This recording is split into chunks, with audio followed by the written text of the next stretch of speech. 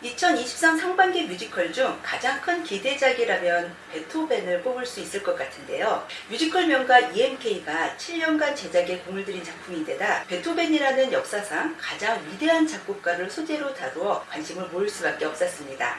여기에 박효신, 박은태, 카이, 조정은, 윤공주, 옥주영까지 초호화 캐스팅이 발표되면서 유족들은 티켓 오픈날을 기다리게 되었죠. 잼수장도 피켓팅에 참여하면서 역사적인 첫 공연과 그 어렵다는 박효신님의 회차까지 티켓팅에 성공하였습니다. 결론부터 말씀드리자면 기대와는 사뭇 다른 작품이었습니다. 불멸의 음악, 불멸의 사랑이라는 캐치프레이즈에서 사랑보다는 음악에 더욱 중심을 두었기를 바랬던 건 잼수장 뿐이었을까요?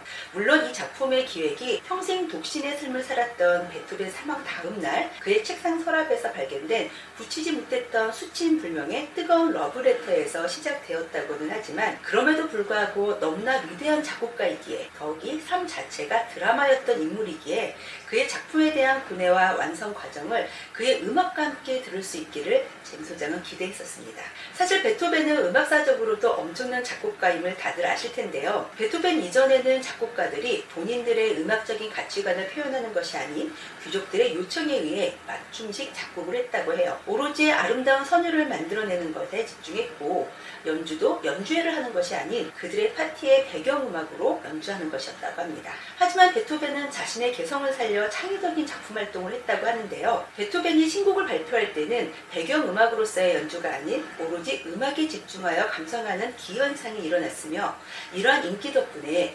베토벤으로부터 콘서트 형식의 연주가 시작됐다고 합니다. 단순히 어릴 때 아버지로부터 학대를 당하고 자라 괴팍하고 사회성이 부족한 모습만을 그리기보다는 이러한 음악사적인 변화를 이루어가는 스토리 그리고 청각을 이뤄가는 과정에서 예술가로서 극복해가는 모습 등 사랑 이야기 말고도 충분히 감동적이고 드라마틱하게 만들었을 수 있었을 텐데 안타깝게도 뮤지컬 베토벤은 음악보다는 사랑에 무게중심을 둔 작품으로 성공한 은행가의 아내 안토니와 베토벤에 이룰 수 없었던 사랑 이야기입니다. 모든 넘버들은 베토벤의 작품에 가사를 붙여 이룬 일종의 주크박스 뮤지컬입니다. 워낙 유명한 작품들이고 멜로디까지 익숙하여 관람을 마치고 나면 몇몇 곡은 계속 흥얼거리게 되는데요. 비록 편곡된 넘버들일지라도 베토벤의 곡을 실컷 듣고 올 수 있다는 장점도 있지만 워낙 웅장하고 무게감이 있는 원곡이 너무 가볍게 표현되고 있는 듯하여 아쉬움도 있습니다.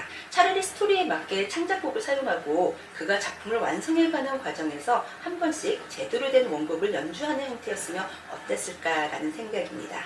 하지만 EMK의 무대 미술과 연출력은 언제나 훌륭합니다. 이번 작품에서도 피아노를 활용한 무대 표현과 1막 마지막에 무대의 커튼 윙을 없애면서 무대를 확장하는 장면은 번입니다. 미디어 아트를 적재적소에 사용하여 사실감과 현장감을 살려주기도 하고요. 베토벤의 지휘씬을 배우들이 아닌 뮤지컬을 연주해주는 오케스트라를 직접 지휘하는 것으로 연출하여 새롭습니다. 무엇보다 음악의 혼령을 등장시킨 것이 이 작품을 예술적으로 보여주는 핵심이라는 생각이 드는데요.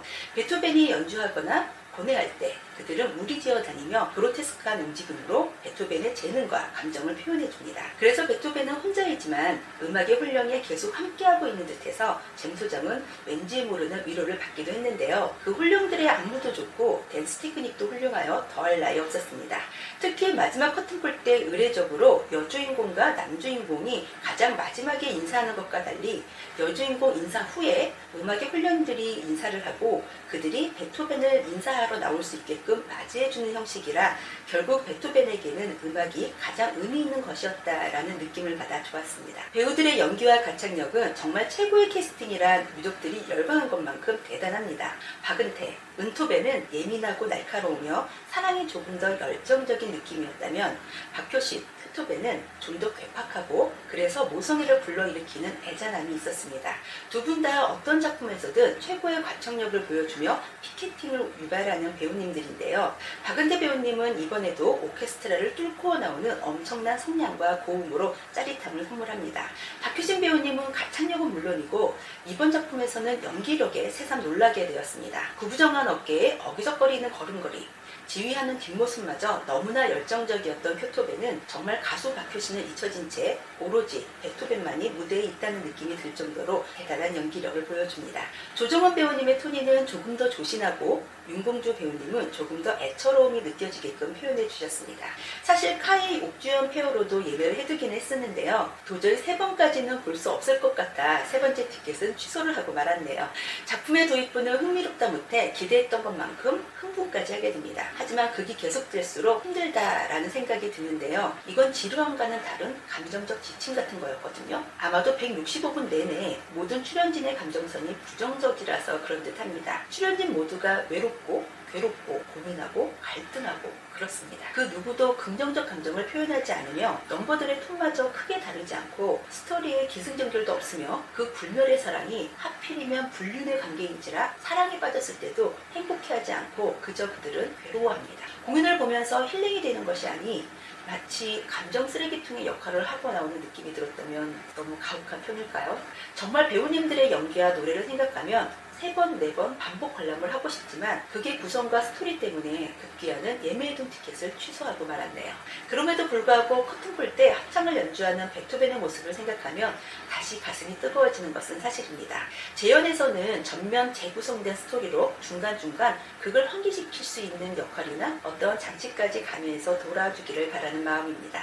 잼 소장이 너무 혹평을 한 감이 있는데요. 지극히 개인적 주관에 의한 감상평이니 이해해 주시기를 바랍니다.